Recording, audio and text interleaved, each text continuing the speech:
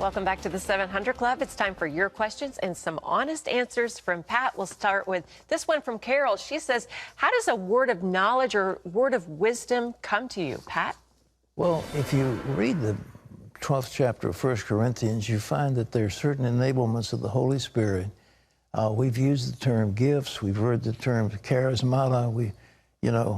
One has to do with prophecy, another speaking in tongues, interpretation of tongues. And one is a word of wisdom, which has to do with essentially the future, and a word of knowledge, which has to do with something that is not available to the senses, but is spoken by the Holy Spirit. And it's just that simple. And, the more that you use these gifts of the Spirit, the more easy it becomes and the more natural it becomes. Just like healing, it's so natural. And the same thing with the word of knowledge. So how does it come? It just comes to your mind, your inner spirit. It's part of the Holy Spirit that does it, okay? Amen. Lillian says, if I can't pay the full tithe because of my bills, is that offensive to God? I feel guilty when I can't tithe as much as I want to, but I also feel like I'm stealing from medical bill collectors when I can't pay them because I gave it to God. I'm a little older and don't have as much as I used to. I don't know what to do, except you need some kind of a financial thing. Make a budget. Set up a budget for yourself and work in there and put at the top of that budget 10% to the Lord's service. And if you do that, He will make the rest of it work better. But what you're doing is you're saying, well, I've got to pay these other bills, and then at the end, maybe I'll take a tithe. And so you haven't got your finances right.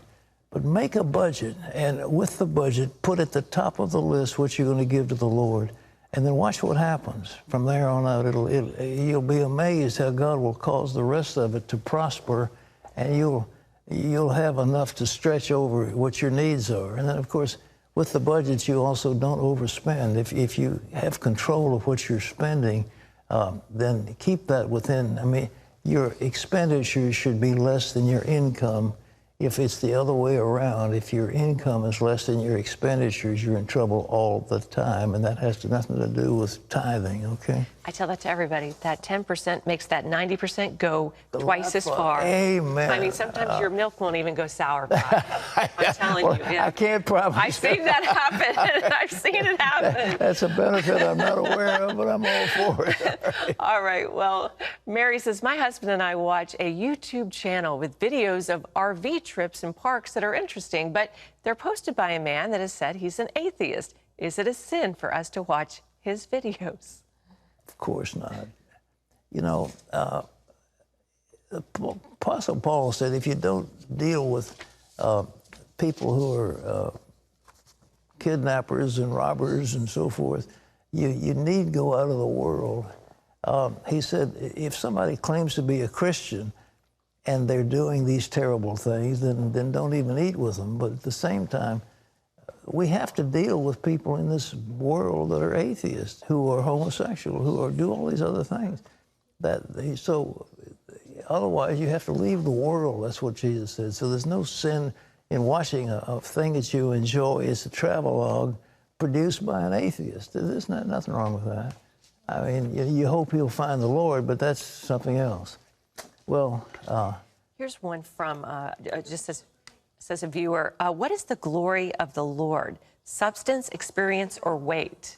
Well, it's the Shekinah is the aura that surrounds the holiness of God.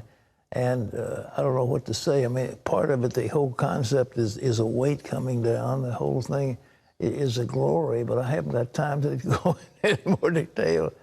But it was the glory of the Lord that entered into the temple, for example, when the priests went in. The glory of the Lord was such they could hardly stand to minister.